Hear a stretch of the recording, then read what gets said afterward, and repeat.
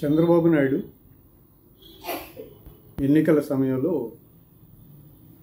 ఒక ప్రత్యేకమైన వాగ్దానం చేశారు. అదేంటంటే రాష్ట్రంలో సంపద సృష్టిస్తా అని. సంపద సృష్టించి రాష్ట్ర ఆదాయాన్ని పెంచుతా, కొత్త జీతాలు, కొత్త ఉద్యోగాలు క్రియేట్ చేస్తా అని చెప్పారు. సరే, ప్రజలు దాన్ని సీరియస్గా తీసుకున్నారు. ఆయనకు ఓట్లేసి గెలిపించారు. ఇప్పటికి సంవత్సరంన్నర అయింది ఆయన అధికారంలోకి వచ్చి. ఏమి సంపద సృష్టించారు? ఎన్ని కొత్త ఉద్యోగాలు ఇచ్చారు? ఇది ప్రశ్నే కదా. ఏ సంపద సృష్టించారు? ఎక్కడ, ఏ జిల్లాలో సంపద సృష్టించారు కొత్తగా? ఏమీ లేదు ఇంతవరకు. దాదాపుగా 1,50,000 కోట్లు అప్పు చేశారు ఈ ఏడాదిన్నర కాలంలో. 1,50,000 కోట్ల అప్పు. అంతకుమించి సంపద సృష్టి అనేది జరగలేదు. పైగా జగన్మోహన్ రెడ్డి ముఖ్యమంత్రిగా ఉండగా సృష్టించిన సంపద 17 మెడికల్ కాలేజీ, వాటిని ప్రైవేటు పరం చేస్తున్నారు.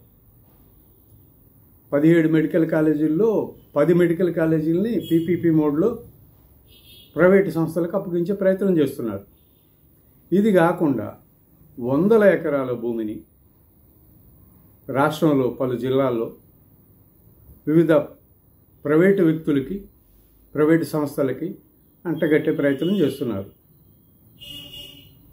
ప్రభుత్వ భూమిని 90 పైసలకి, రూపాయికి ప్రైవేటు వ్యక్తులకు అప్పగించడం సంపద సృష్టి అవుతుందా? ఇది సంపద సృష్టేనా?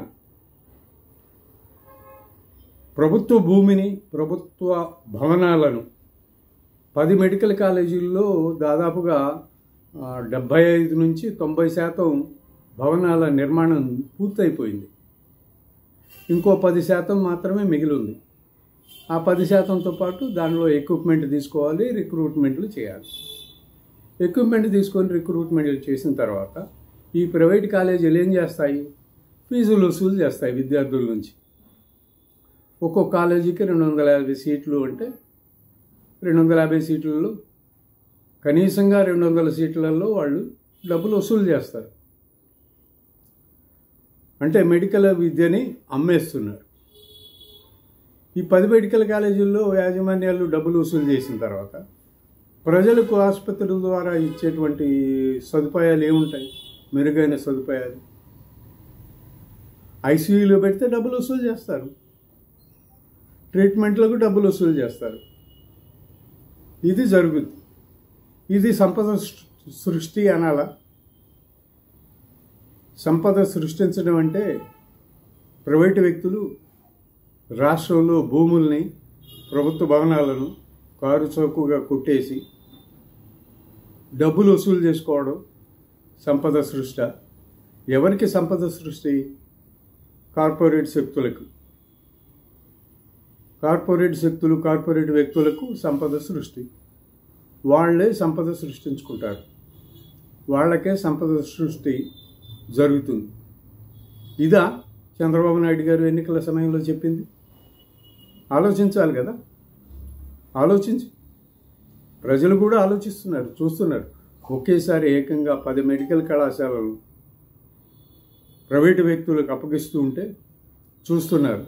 దాన్నే సంపద సృష్టి అని చెప్తూ ఉంటే వింటున్నారు. ఆలోచిస్తారు. సరైన సమయంలో సరైన నిర్ణయం తీసుకుంటారు. ఇది జరిగి తీరుతుంది. అప్పులు చేయడం, ప్రభుత్వ భవనాలు, భూములు ప్రజలకు, ప్రైవేటు వ్యక్తులకు అప్పగించేసేయడం సంపద సృష్టి అయితే ఈ పని చాలామంది ముఖ్యమంత్రులు చేసే ఉంటారు. అసలు చంద్రబాబు నాయుడు పేరుతోటి ఈ రాష్ట్రంలో ఏ పథకం అన్నా ఉందా ఇప్పటి వరకు? ఆయన ఆరోగ్యశ్రీ ఫీజు రీయింబర్స్మెంట్ రాజశేఖర్ రెడ్డి పెట్టారు. 17 మెడికల్ కళాశాల జగన్మోహన్ రెడ్డి.